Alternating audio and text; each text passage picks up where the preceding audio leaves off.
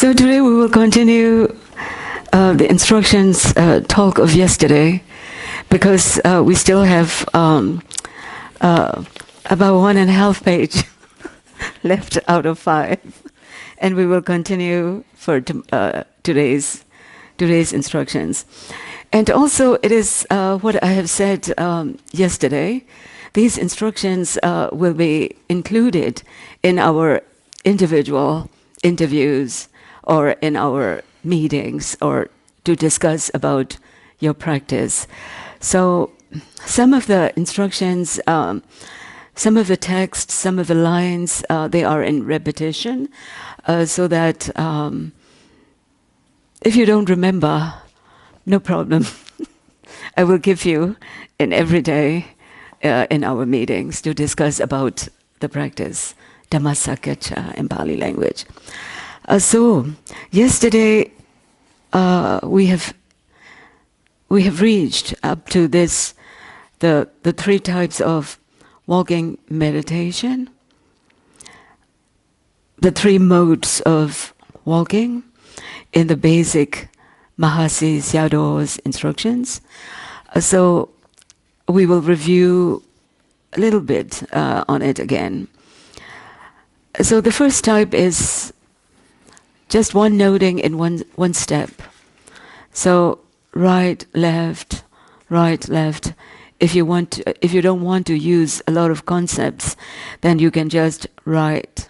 When you move your right leg as right, when it is places, that means at the end or at the beginning of your stepping that right.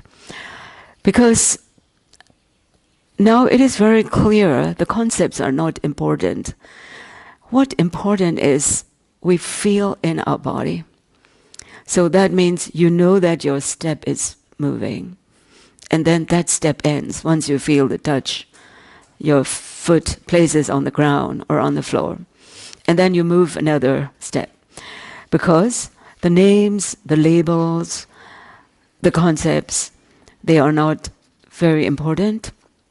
Because sometimes you will see very soon, or all of you, some of you have already experienced that when you move your left and you name it as right, or when you move your left and you name it as right. So that is why try to feel in the body. And the important thing is you know that you are walking. So this is the first type of walking, one noting in one step. And the second type is you divide your step into 2. You lift your foot, lifting, and you place your foot, placing. That's all. Very simple. And when your concentration develops further, hour by hour, session by session, and then you can, it is automatically comes to you, then you will not miss the middle part, that is forwarding or pushing. Glide your foot forward. So lift, move, and place. So this is the slowest one in the basic instructions of walking. So it is also mentioned in our walking meditation, we need to pay full attention to our body part that moves, that makes us walking.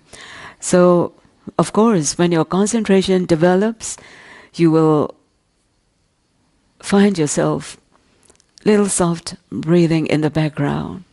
Or when you pause the walk, and then you're in the standing position, and then you will feel little moving, the breathing movements in your chest, and also through the nostrils.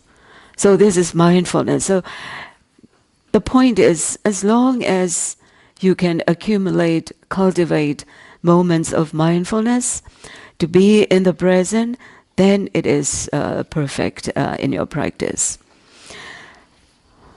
Shall I continue? No. Okay. Allora, oggi continuiamo con le istruzioni, dove siamo rimasti ieri, perché non eravamo riusciti a finire tutti i fogli, però facciamo anche un brevissimo riepilogo di dove eravamo rimasti, quindi inoltre ci saranno delle ripetizioni, magari sentite queste istruzioni varie volte e vi verranno anche ripetute poi durante i colloqui individuali, quindi in ogni caso se adesso non avete colto tutto non preoccupatevi perché durante i colloqui lei ripeterà tutte le istruzioni. Allora, abbiamo parlato ieri di questi 3 tipi di meditazione camminata. C'è la meditazione camminata divisa soltanto in una fase, che questo significa che andiamo ad accompagnare ogni passo intero con questa nota mentale, che può essere passo destro, passo sinistro, ma se vogliamo anche farla più breve va anche bene destro o sinistro. E in questo caso questa breve nota che accompagna questo movimento può avvenire o all'inizio del passo, quando il piede inizia a sollevarsi, o anche verso la fine, quando inizia ad appoggiarsi. È importante comunque ricordarsi che qua queste parole, queste etichette che utilizziamo, che sono poi dei concetti nella mente, non sono queste le cose importanti nella pratica, ma è quello che andiamo a sentire, a percepire nel nostro corpo o nel piede. Quindi queste etichette o nomi sono uno strumento, ma non è il punto della pratica. Quindi magari vi sarà già successo questa mattina, per esempio, che stavate muovendo il piede destro e magari avete etichettato sinistro, quindi vediamo che insomma, il nome non è sempre quello il punto. Poi c'è una meditazione camminata divisa in 2 fasi, in cui appunto etichettiamo il sollevare del piede e l'abbassare, quindi ogni passo è diciamo suddiviso in 2 fasi, quindi sarà un po' più lenta questa camminata. E anche qui andiamo a notare tutte le sensazioni del passo, e non soltanto nel piede, ma comunque può essere anche nella gamba, ma comunque le sensazioni legate al movimento che sta avvenendo. Poi man mano che ora dopo ora e giorno dopo giorno la consapevolezza si rafforzerà, la concentrazione si rafforzeranno, vedrete che diventerà sempre più naturale essere veramente precisi e consapevoli e stare nel presente in tutte le fasi della camminata, e questo ci porterà naturalmente alla terza fase, la camminata divisa quindi in 3 segmenti, in 3 fasi, che quindi si va a osservare il sollevare del piede, il momento in cui si muove in avanti, poi il momento in cui si appoggia, e quando questa consapevolezza sarà diventata più continua, potremo anche iniziare a notare cose, per esempio magari c'è una breve pausa tra un passo e l'inizio del passo successivo, e magari in quei brevi istanti vediamo che la consapevolezza va a prendere come oggetto magari un breve movimento del respiro di un'altra parte del corpo, e anche questo fa parte del progresso della pratica, perché si vede che la consapevolezza sta iniziando a diventare più pervasiva. So now let us look into the secondary objects. So the primary objects in the sitting meditation, they are the rising movements, falling movements of the abdomen. However, some other yogis, or a few of you, or many of you, if you cannot focus right away on the rising and falling movements, and then you can just keep staying with your breathing process, your in-breath and out-breath, and then with a calm mind and with patience, you can gradually go a little bit further down and look what is happening in your abdomen. So you can, there are moments of movements that you can detect either on the upper part of the abdomen or in the middle, because it is the air in our abdomen. So the air can be anywhere. So then just keep an eye on these movements in your abdomen. And it is said yesterday already, if you are not sure, do not name them, do not label them as rising and falling, and don't let yourself let your mind confuse with all those concepts and the actual sensations you are experiencing. So just watch it with a calm mind. After your effort and concentration and mindfulness, when they are working together harmoniously, and then you will come to know gradually, this is rising, this is falling, this is the beginning, this is the middle, and this is the end, so on and so forth. So no need to force yourself in the practice. So now those are the primary objects in the sitting and also in the walking you have just listened. So secondary objects, they are a kind of, normally they are the sense objects. While we are paying attention to the primary object, train our concentration with primary objects. And then, of course, there are interferences in the body as well as in the mind, and the sounds or the sights, visible objects. Although your eyes are closed, you can see many things.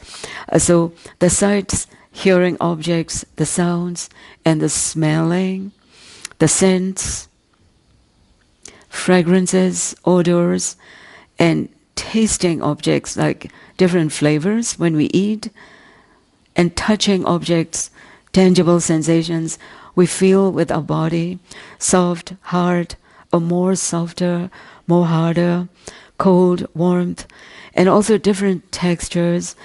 So a temperature of food when we taking food. So all of these cognizable objects capable of being perceived, they arise in our minds, and they are known as secondary objects.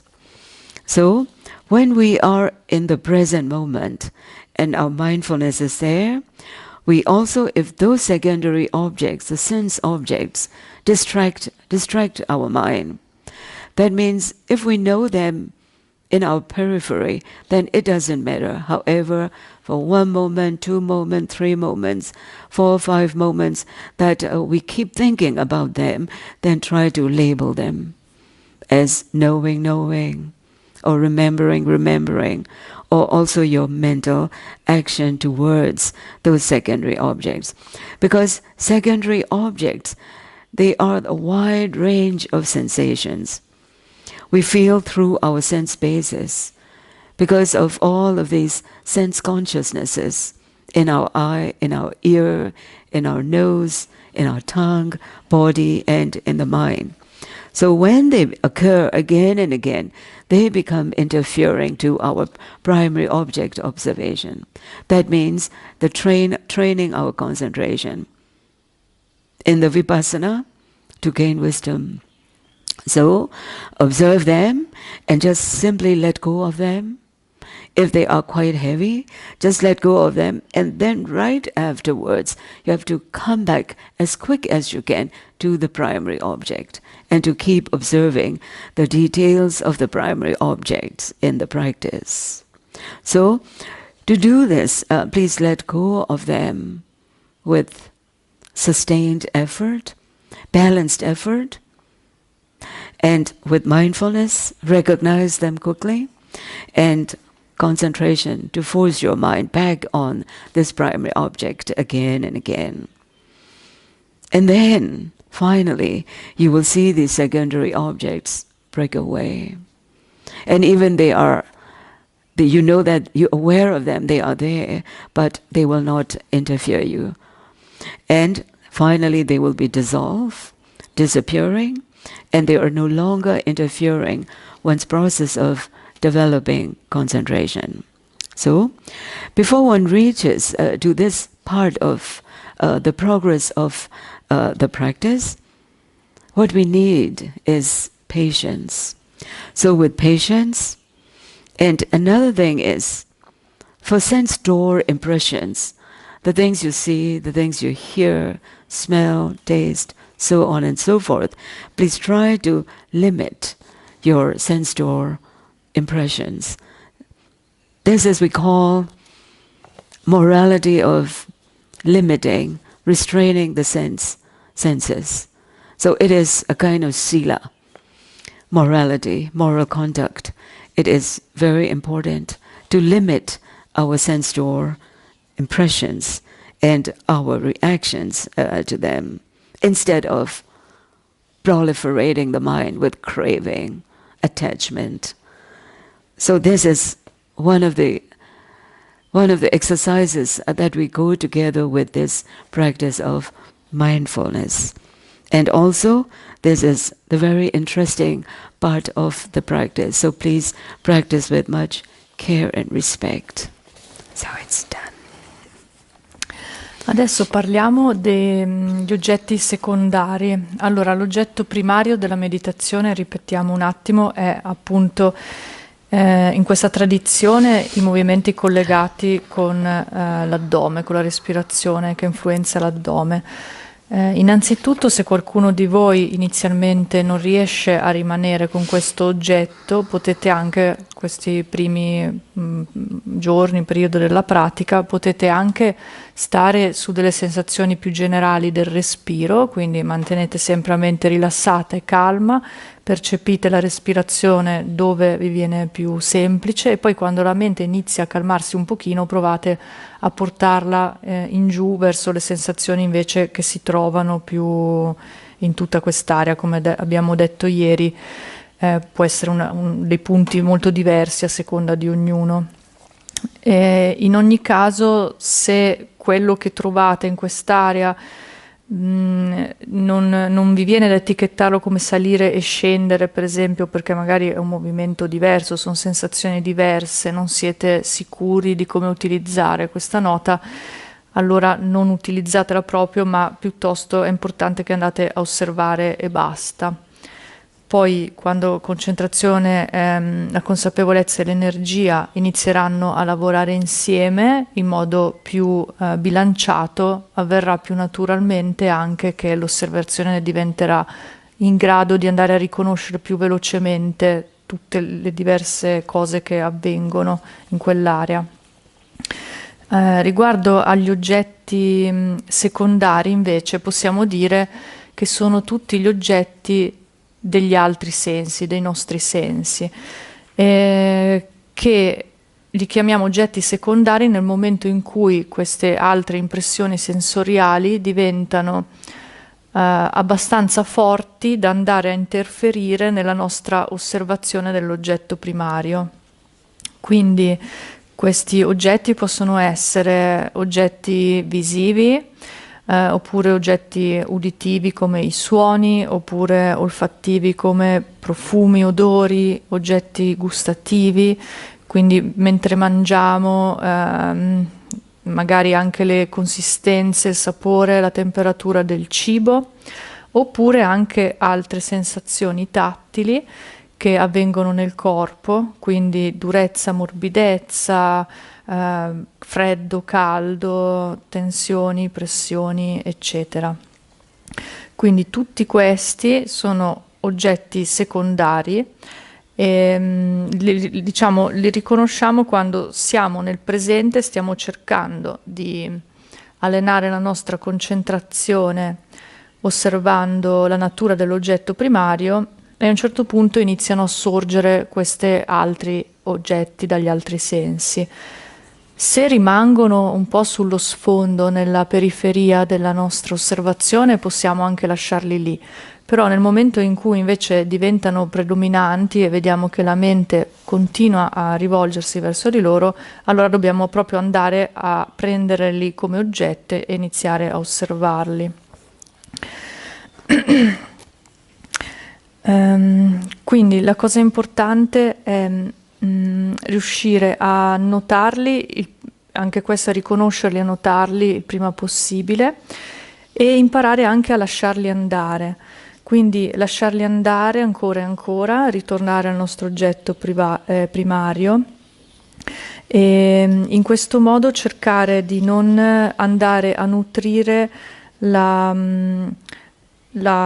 proliferazione della mente che può avvenire tramite il loro contatto. C'è proprio un particolare tipo di sila, un particolare tipo di moralità che viene chiamata la moralità del contenimento sensoriale, che è una cosa molto utile qua in ritiro, quindi dovremmo cercare un po' di contenere i nostri sensi, cioè la mente un po' più verso l'interno, appunto di modo da limitare un po' l'attivazione dei pensieri e delle varie proliferazioni che poi porterebbero nella mente varie forme di brama e degli ostacoli che abbiamo già menzionato ieri. So motivated by sada, faith and confidence in the practice and also in oneself, self-confidence, all yogis gathered here to practice meditation. So there is an effort arises from wholesome energy, then starting the practice, developing mindfulness, awareness at the present. But it is not easy at the beginning, but gradually, day after day, this mindfulness to be in the present, this faculty of mindfulness, more precisely, and then this sati, mindfulness, will be stronger. And when mindfulness develops further, this will be followed by the still mind, steadied mind, concentration, a concentrated mind. So based on this faith and confidence, then different levels of effort, which is, the first level is launching effort. And for this you come here and you start practicing. And then when dealing with hindrances, you have to exert further effort by recognizing them, letting go of them, and know the conditions of them arising. And then again you prevent the mind from the hindrances, future arisings of these hindrances. So this is, you exert another level of effort, which is boosted effort or stepped up effort. And also you become more mindful in different body postures, from sitting and then to standing, and from standing, walking. And when you go to rest to your room, and then you go with walking posture, and then standing, sitting down, and then gradually reclining your body posture. So awareness of different body postures, and then the good results will be followed very soon and unfolding systematically. So they are known as vipassana jnanas, and they are called wisdom, the highest quality in the different kinds of wisdom, because this wisdom is you have developed through your own effort, through your own energy, mindfulness and concentration. So through your own experiential knowledge. So this is wisdom developed through the experience. Bhavanamaya Panya. So all of these spiritual factors, faith, effort, mindfulness, concentration and wisdom, and they are called spiritual controlling faculties. So these faculties, it is in everyone's, because they regulate one's life. However, as the meditator, all of these faculties are developed, strengthened, balancing to each other, or with harmonizing to each other, in order to achieve the spiritual goals or spiritual attainments. In one of the Buddhist texts, Visuddhimagga, the path of purification, the 5th century text, there stated the 9 ways to sharpen these controlling faculties. And that the very first way is to practice with care and respect.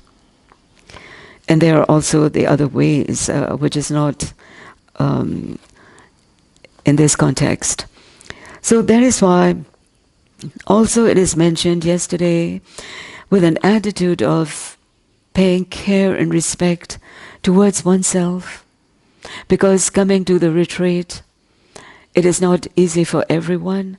So with care and respect towards oneself, and also towards the others.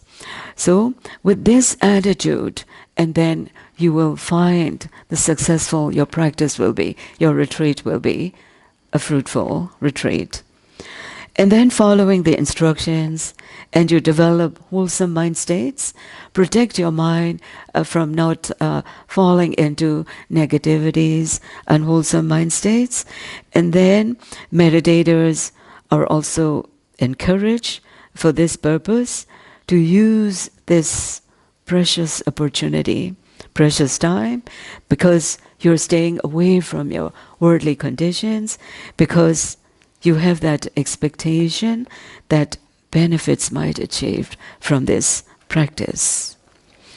And also it is said yesterday too, the daily schedule, you will have to do this sittings and walkings equally. So especially it will be mentioned in the later part of this text, but also here that I would like to encourage you, if you cannot sit for 1 full hour, and then you can adjust your own schedule. That's like that, 40 minutes of sitting or 45 minutes of sitting, and also do the equal amount of walking. And another point which is not mentioned in the text, it is after you finish your rest, and then, or after you finish your meal or whatever included in the general activity session, do not come right away and sit. So the point is, before your sitting meditation, before every sitting meditation, please try to do a short walking meditation. It is to arouse your energy, concentration, and then go for the sitting. This is especially for the meditators who are not very familiar with such kind of meditation practice. And also it is, I'd like to encourage again, meditators with a different physical abilities, with own capacities, and please practice accordingly. And in the sitting meditation, when we pay attention, careful attention to the main object, rising and falling movements of the abdomen, and then we become more aware of our sitting body posture as well. So there's a breathing process, and rise and fall in the foreground, at your forefront, that you feel the rise and fall. And also in the background, you feel your sitting body posture, you feel the touch of your sitting body on the surface of the sitting place. So then this is to be grounded in the present moment. And this will also make your practice fruitful. Allora, i meditanti, quindi tutti noi, siamo venuti qui in questo ritiro anche grazie a della fiducia verso la pratica e della fiducia verso noi stessi. E l'impegno quindi che metteremo durante questo ritiro scaturisce da un impegno, da un'energia benefica e salutare. All'inizio, come abbiamo detto ieri, non sarà facile, però poi piano piano, giorno per giorno, le facoltà della consapevolezza, la consapevolezza, quindi la presenza mentale nel presente, sati, si rafforzerà. Grazie a questo seguirà sempre più una mente calma e stabile, che è l'aspetto invece della concentrazione. Quindi, basandoci su questa fiducia iniziale che c'è nella pratica, andiamo a esercitare diversi livelli di impegno o di sforzo. Per esempio c'è un primo livello di sforzo che si chiama lo sforzo iniziale, che è proprio quello che ci ha fatto arrivare fino a qua.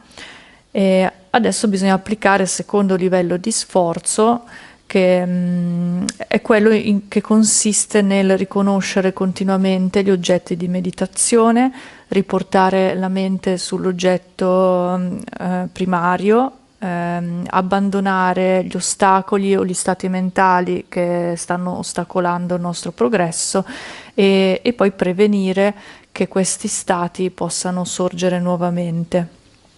Per fare questo noi coltiviamo qui una consapevolezza in tutte le posture del corpo, che sono 4 fondamentalmente, cioè la postura seduta, quella da in piedi mentre si cammina e quando siamo sdraiati.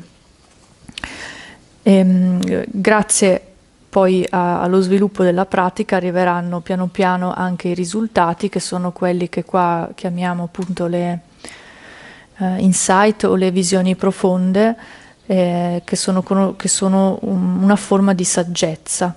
In realtà la forma più elevata di saggezza, perché è la saggezza che si sviluppa attraverso la nostra propria conoscenza diretta, quindi attraverso proprio l'esperienza diretta e le cose che vediamo noi in prima persona. Ci sono quindi 5 fattori chiave nella pratica che vengono chiamate le 5 facoltà di controllo, e sono questa fiducia o fede, lo sforzo, la consapevolezza, la concentrazione e la saggezza. Queste facoltà sono presenti in tutte le persone anche ordinariamente, perché regolano proprio la nostra vita quotidiana, nel senso ci rendono funzionali nella nostra vita, però nel meditante e il ritiro queste facoltà vengono sviluppate in un modo particolare e rafforzate durante la pratica, finché non vengono portate a lavorare in armonia tra loro e ci aiutano a raggiungere i nostri obiettivi spirituali. Nel testo buddista, che si chiama Visuddhimagga, che risale circa al XV secolo, credo, è tradotto come il sentiero della purificazione.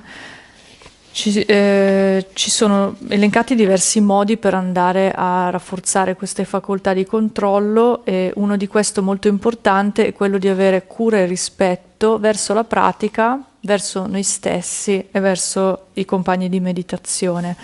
Se riusciamo a applicare questi punti che stiamo dicendo, ci saranno molti benefici da questo ritiro.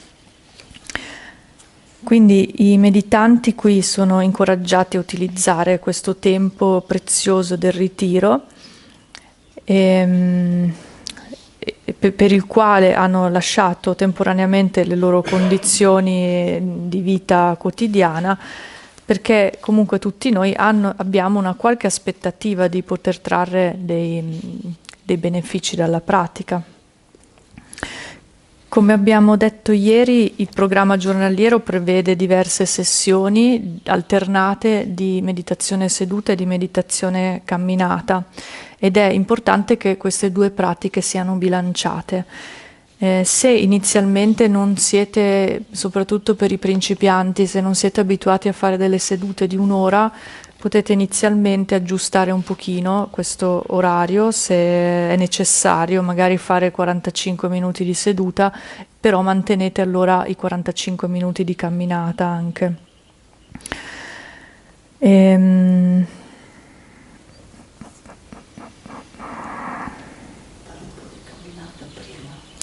Ah sì, ecco dove era, in questo foglio, scusate.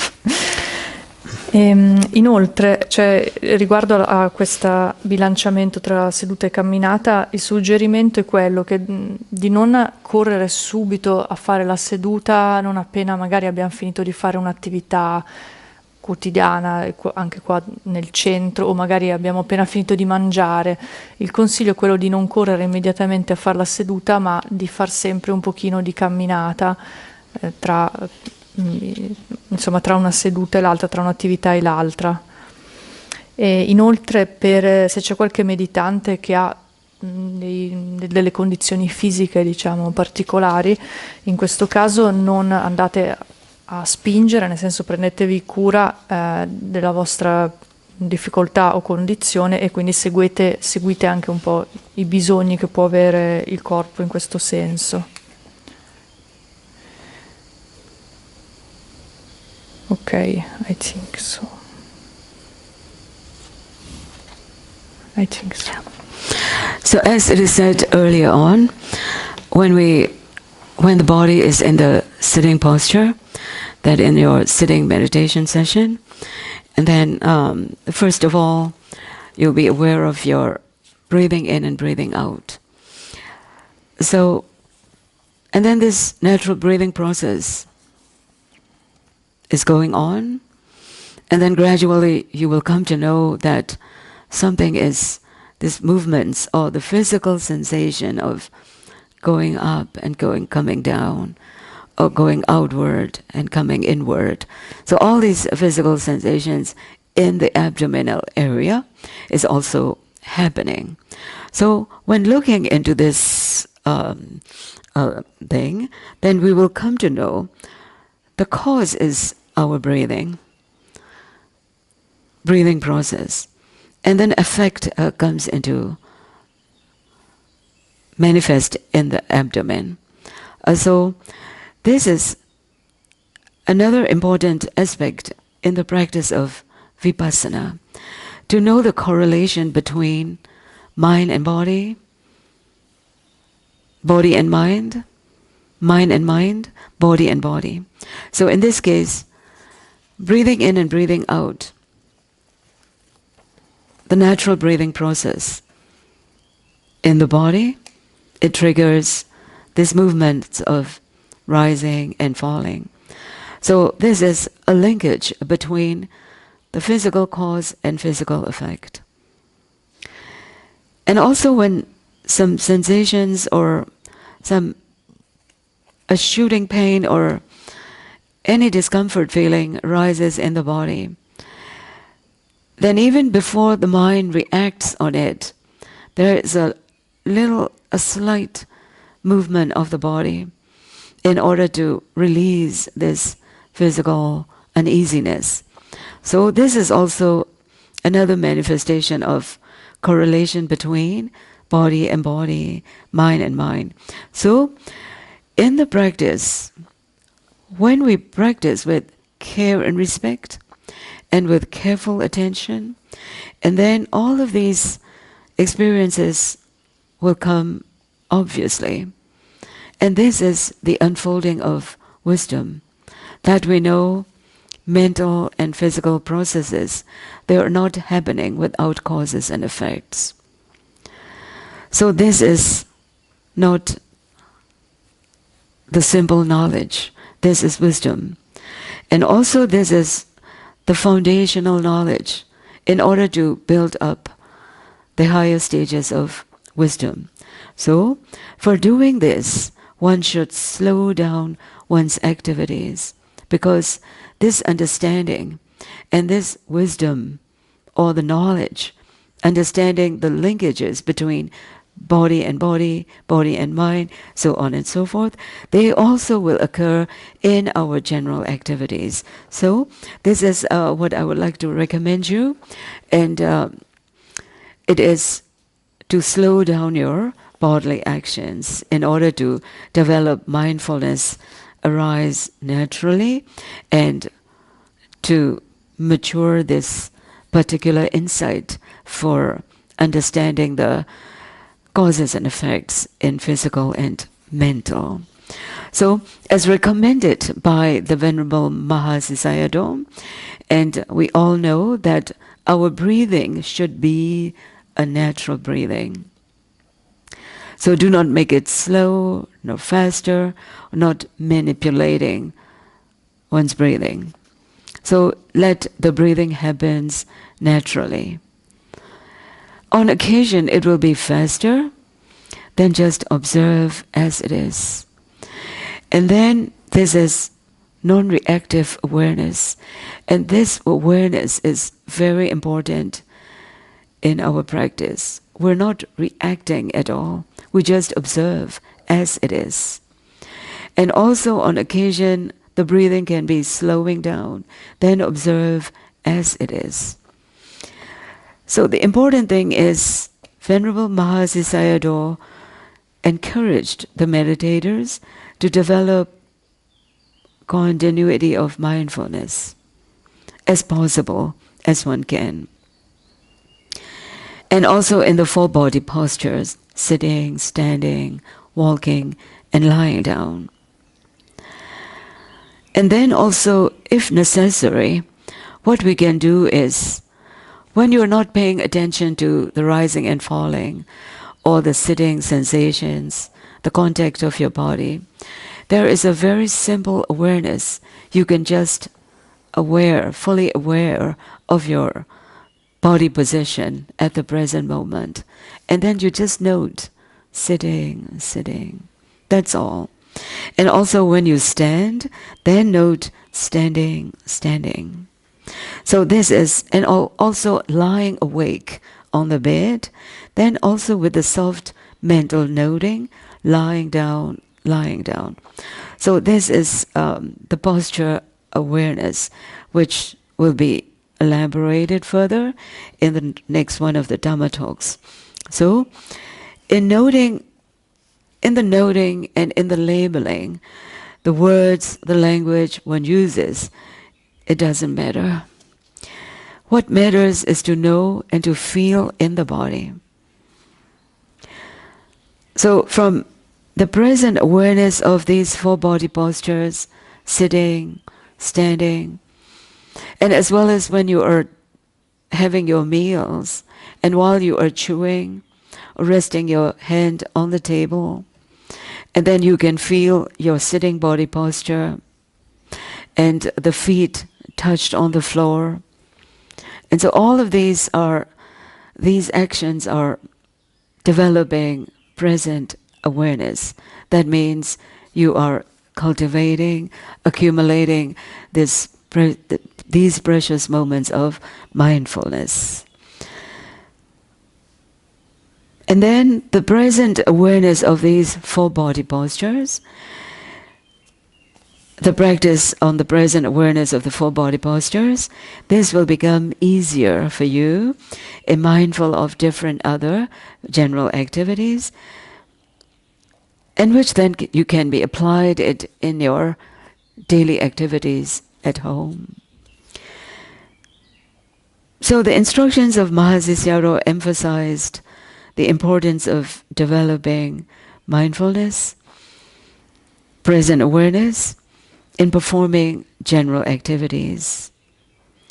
So that means we are not only practicing mindfulness in the formal sits and formal walks, we also cultivate mindfulness as possible as we can in the transition of body postures as well as in different physical activities until we fall asleep.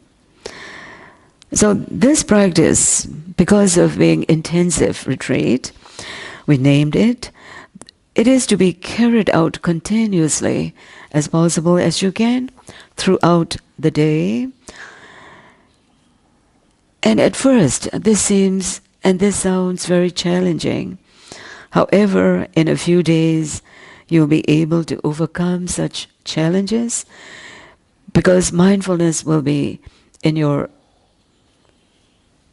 daily activities, in the flow of your practice, because of preceding moments of mindfulness and succeeding moments of mindfulness will be continued to each other.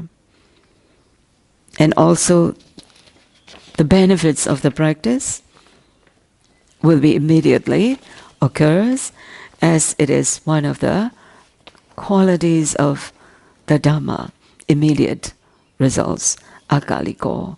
And then this is the purification of the mind. Hindrances are kept at bay, desires, ill will, sluggishness of the mind, restless mind, skeptical doubts, they will be weakened, and gradually the mind will be liberated from such hindrances. The freedom of the mind will achieve. And this is the immediate benefit of practicing Satipatthana, mindfulness. Sorry, a little bit longer. just go to the points. Yeah. Ok. Allora, quindi i punti principali sono durante la meditazione seduta, quindi quello che può avvenire dopo un po' è che il meditante inizia a rendersi conto che i movimenti dell'addome sono direttamente collegati con la respirazione. Questo qua è un primissimo momento in cui c'è una comprensione di una correlazione tra una causa e un effetto, quindi è proprio diciamo, l'inizio dello sviluppo della saggezza. Ed è molto importante in realtà. Man mano che si va più avanti nell'osservazione, questi momenti in cui si vedono la correlazione di causa e effetto tra i fenomeni diventano sempre più chiari, e non soltanto a livello fisico, come quello che abbiamo appena detto, per esempio. Ci rendiamo conto che c'è un effetto fisico dovuto a un altro fenomeno fisico, ma anche, per esempio, tra fisico e mentale o mentale e mentale. Un esempio che è stato fatto, per esempio, è quando sorge una sensazione di dolore, potremmo notare che subito c'è una reazione della mente che vuole andare a muovere il corpo per togliere quel disagio fisico.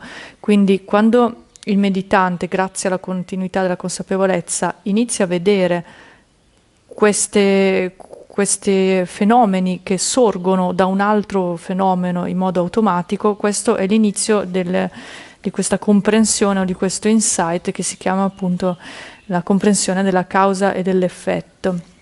Ed è molto importante anche iniziare a raggiungere questa comprensione, perché poi è quella che può condurre allo sviluppo proprio della vipassana.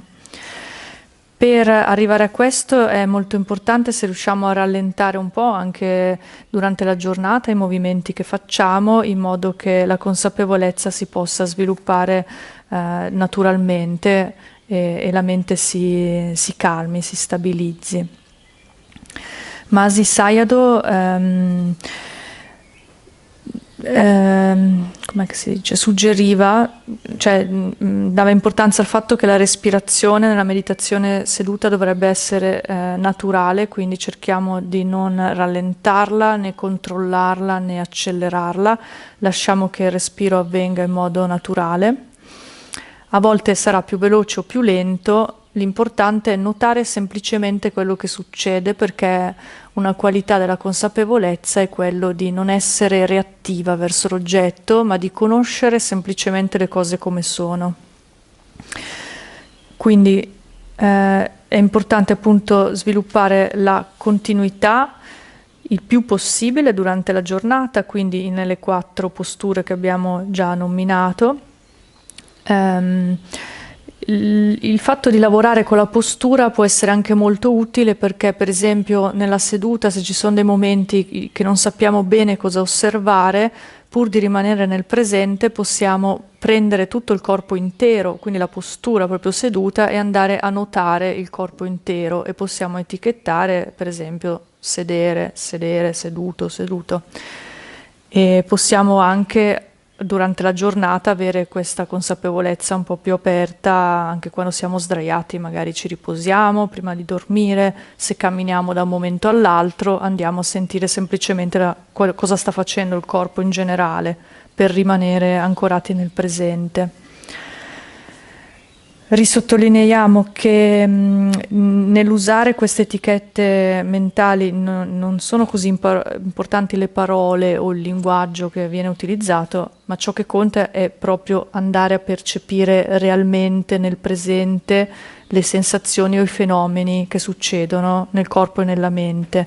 Quindi anche in sala da pranzo, mentre state mangiando, tutte le sensazioni del cibo, se appoggiate la mano sul tavolo, i piedi che sono sul freddo del pavimento, lasciate che la consapevolezza vada a pervadere tutto il corpo. Mahasi Sayadaw infatti sottolineava tantissimo l'importanza di sviluppare la presenza mentale continua non soltanto nella pratica seduta e camminata formale, ma proprio in tutte le attività quotidiane della giornata, finché non ci addormentiamo di notte, naturalmente per quanto è possibile.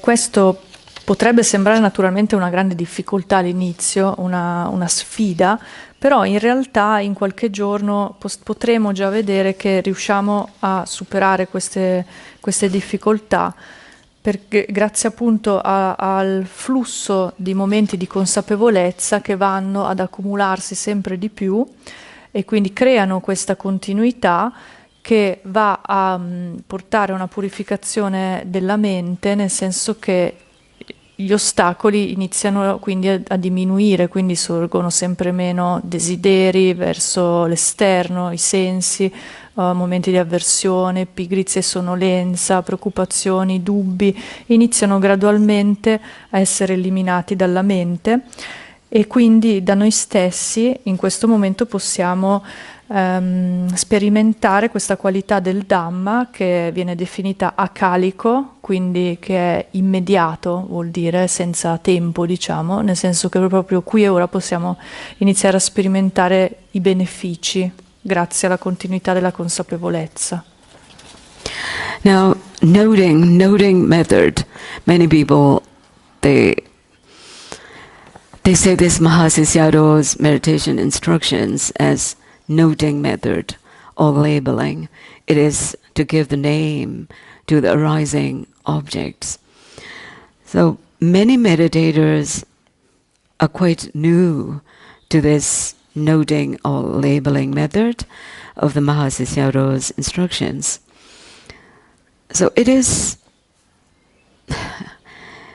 actually sort of putting a little bit extra effort and extra mindfulness in order to be in the present, because developing mindfulness and developing this sustained and balanced effort is difficult.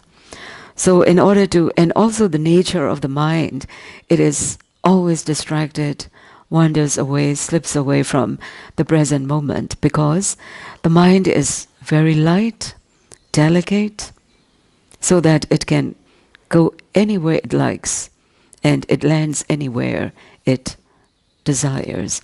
So that is why it's difficult to control the mind.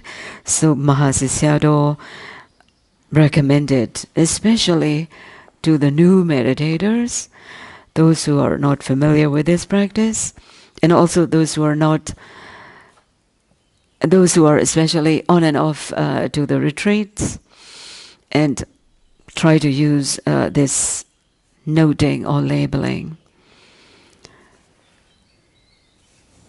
So when paying attention to the rising movement and the feeling of physical feeling of expansion, then it is important to know and note rising or expansion, whatever the words are, and feel this expanding feeling in the abdomen occurring at present with mindfulness, attentiveness, in other words, and then up to its end. So just one word. Then in a few days, meditators will, with the progress of the practice, will feel not only one rising, there will be a little segmented rising. So no need to repeat the words, rising, rising, rising, no need. Just one word, rising.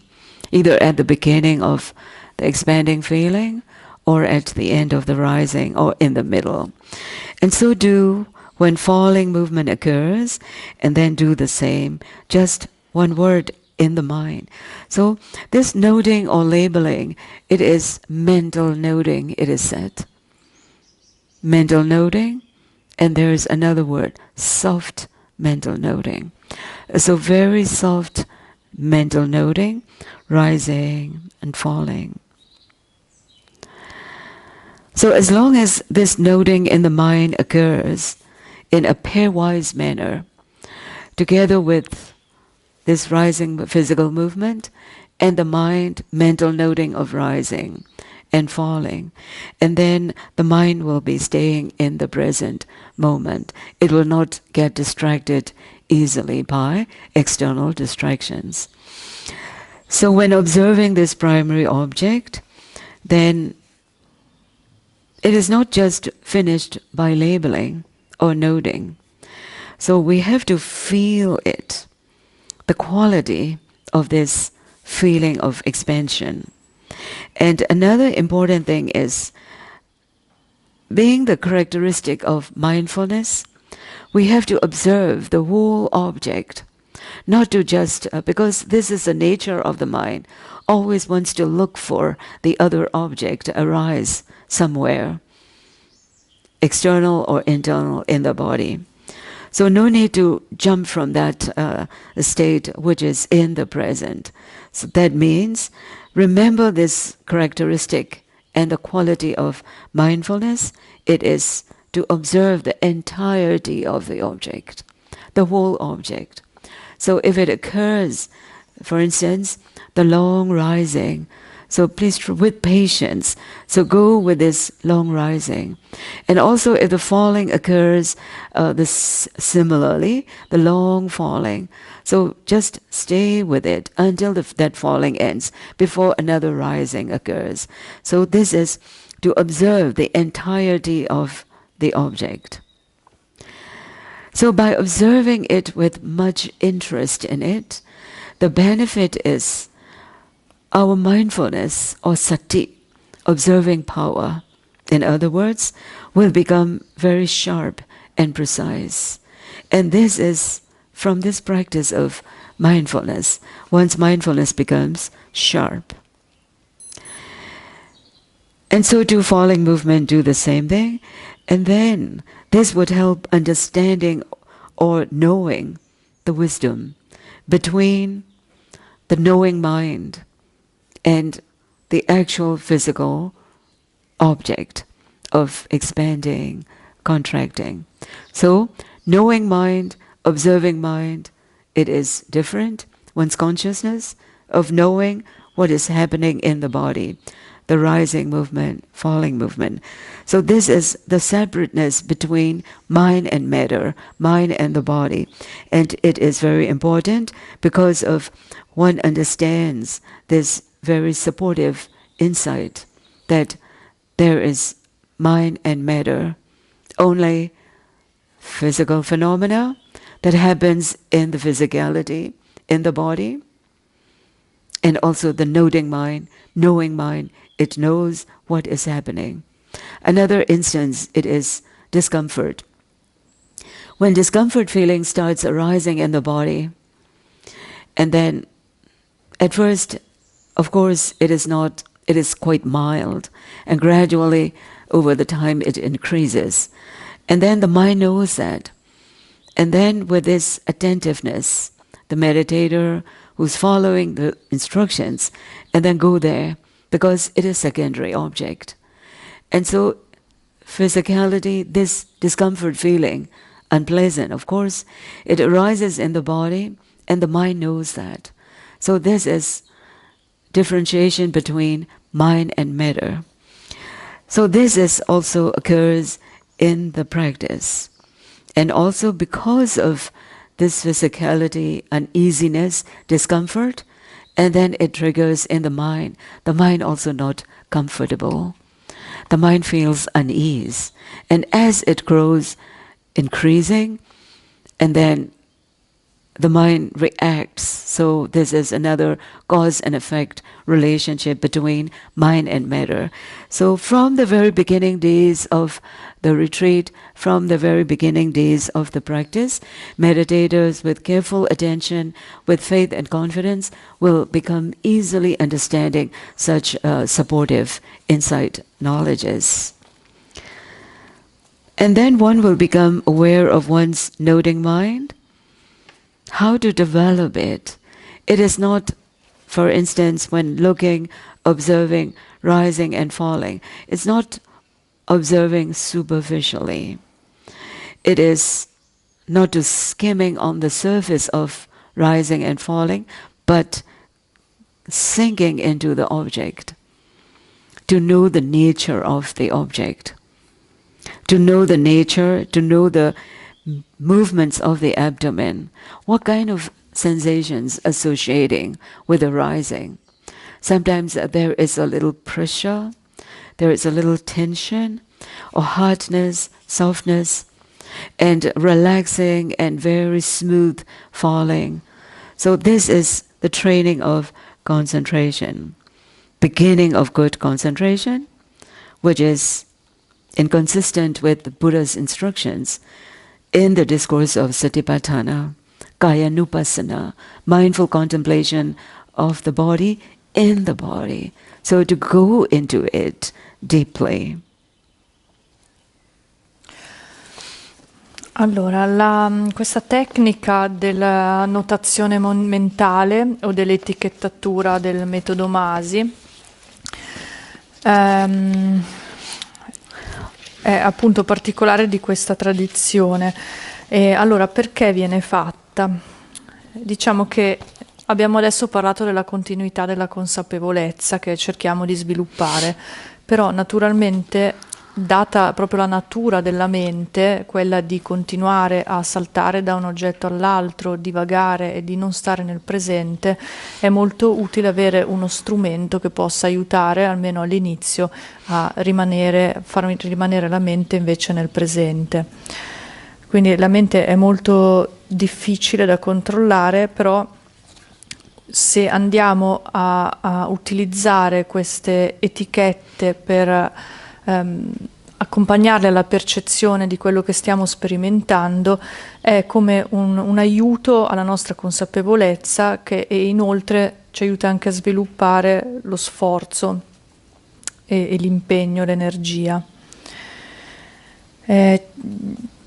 L'idea sarebbe quindi, nell'ideale, che queste note mentali avvengano in modo coordinato con l'oggetto che si sta etichettando. Adesso, per dire passo destro, che accompagni veramente il passo destro. Se noi stiamo notando i fenomeni che avvengono nel momento in cui avvengono, possiamo essere sicuri che in quel momento la nostra osservazione è nel presente. Quindi è un po' questo l'idea che c'è dietro. E quindi se più riusciamo a notare, anche utilizzando le etichette con continuità, più la mente rimane nel presente, più si distrae meno facilmente, quindi smette di saltare da un oggetto all'altro.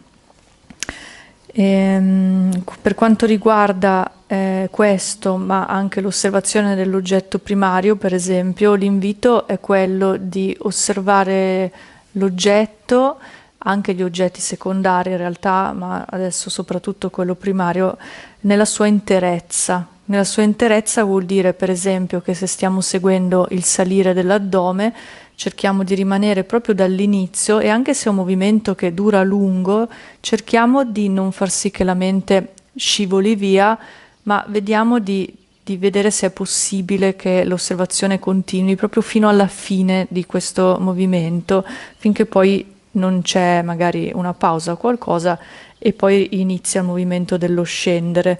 Quindi è importante anche questo aspetto di rimanere con gli oggetti nella loro interezza il più che possiamo, finché non scompaiono.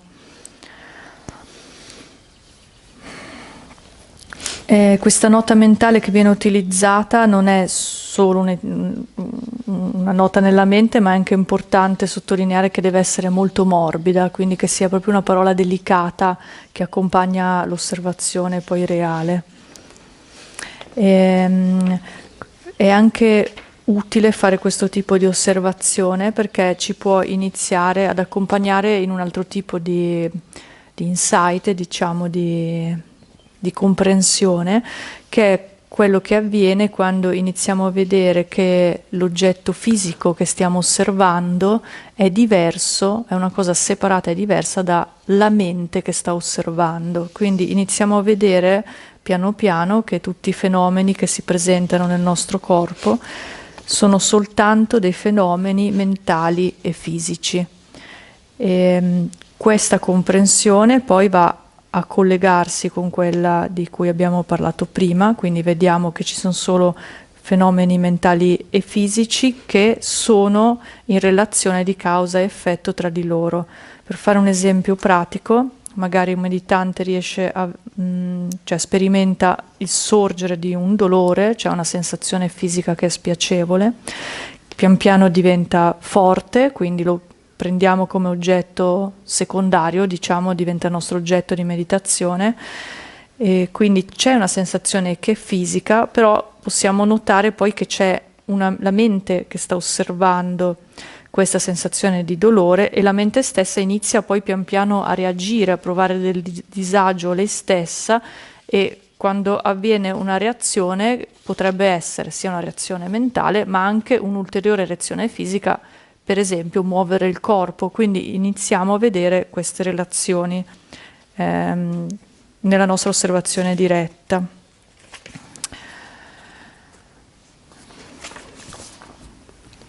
Oh, ho detto tutto, pazzesco. So, this noting or labeling, it is also very helpful in dealing with hindrances.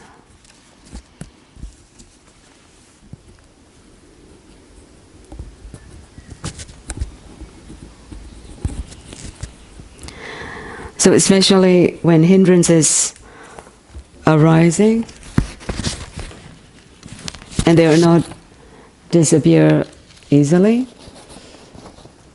because of course some are just, they arise and they pass away very quickly, which are, we can say, advantageous defilements, like the visiting defilements, just pop up in the mind and then they disappear. However, in the practice, especially meditators who have not much experience in the practice, these hindrances, they come and occupying in the mind, lingering in the mind. So for this, then please do the noting, labeling, name the hindrances. Whatever the names and the labels are, they are not important. Be aware of them, and as well as the dangers of them. So because they obstruct wisdom, they obstruct concentration, so they obstruct the rising of wisdom. Another thing is full awareness. So this is mindfulness. So knowing the objects as it is the power of the quality of mindfulness. By not thinking about the contents of the thoughts, when thoughts arise or thinking mind, it keeps going, then once mindfulness, aware of it, then not to go into the contents of the thoughts, or not to go into the thoughts which are in connection with hindrances, such as the doubts, or frustration, aversion, craving towards sense pleasures, agitation in the mind. Just simply label the name of the hindrances with a calm mind. Doubts as doubts, sense pleasures, or agitation. So, another question can come up: how many times we need to label them? No more than 3 times, 4 times. So then, this is, our job is done, because mindfulness acknowledges this is this hindrance, such and such hindrance, and we label them. Although it disappears or not, it doesn't matter. What we have to do is the next immediately coming back into the primary object, in the sitting meditation as well as in the walking meditation. But one difference in the different body postures, sitting and walking, is when we're in the walking meditation, when all these thoughts relating to the hindrances, connecting to the hindrances, when they arise, please pause your walk, stop the walk. So when you stop the walk, your body is in the standing posture. And then if those hindrances, related thoughts are still there, label them, thinking, this hindrance, that hindrance. So after 3 or 4 times labeling, and then you can pay attention back to the sensations of the walking meditation and then continue the walk. So another point, important point, is not thinking about those hindrances. And also the contents in the thoughts. And when doing it, when practicing in this way, repeatedly, with patience, then those hindrances, those obstacles, interferences will be gradually weakened, or they become short-lived, and finally they will disappear.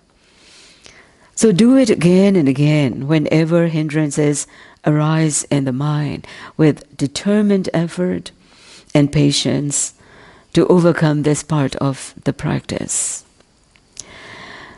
And also mind wandering. So one becomes aware of that wandering mind, note it as thinking, wandering, remembering, whatever the words one uses. So 3, 4 labelings, and then return back to the main object one is already observed.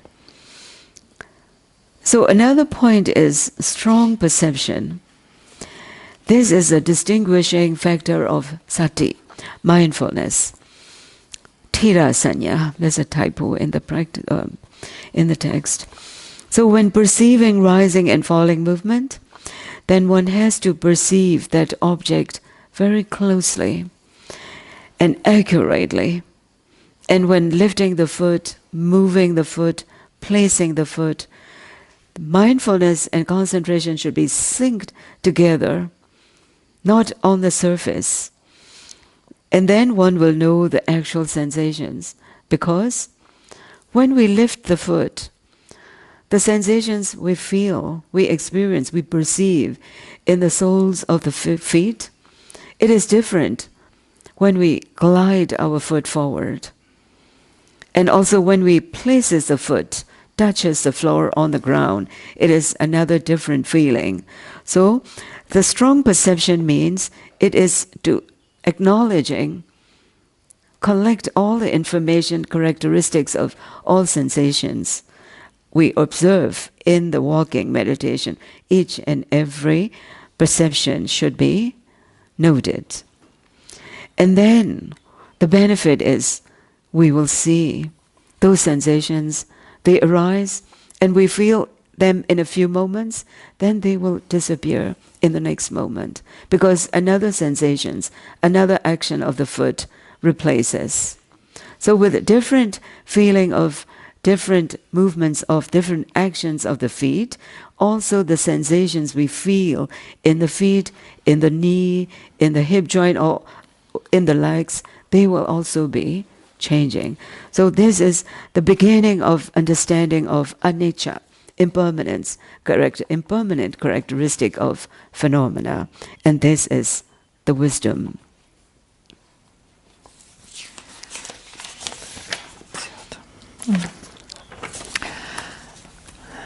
Allora, utilizzare queste etichette o note mentali è molto utile anche per andare a lavorare con gli ostacoli, questi stati mentali difficili. Per i meditanti che hanno più esperienza è possibile che non appena questi stati compaiono, il meditante, se riesce subito ad andare lì con la consapevolezza e notarli, questi scompaiono subito come una bolla che esplode.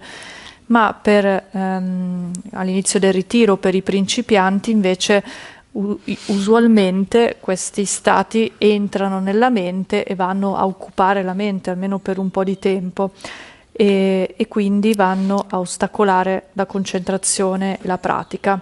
Quindi è molto importante riconoscerli subito, il prima possibile, quando sorgono nella mente, e andare a dargli un nome. Quindi semplicemente con calma, con questa mente comunque calma, andiamo a dargli una etichetta con consapevolezza, quindi cercando anche di non farci catturare da eventuali proliferazioni o pensieri che possono arrivare, quindi senza entrare nel contenuto dei pensieri che sono collegati a questi stati che possono arrivare nella mente. Questi stati, li ripetiamo ancora un attimo, possono essere di confusione, dubbio, malevolenza, avversione, diversi tipi di desiderio, volere qualcosa d'altro, agitazione, pigrizia. Quindi quando vediamo qualcosa in questo stato nella mente, andiamo a riconoscere che c'è, gli diamo un nome. È utile, se persistono, etichettarli anche 3 o 4 volte, gli possiamo dare un nome. E, dopodiché lo lasciamo andare e cerchiamo di tornare al nostro oggetto che stavamo osservando, l'oggetto primario.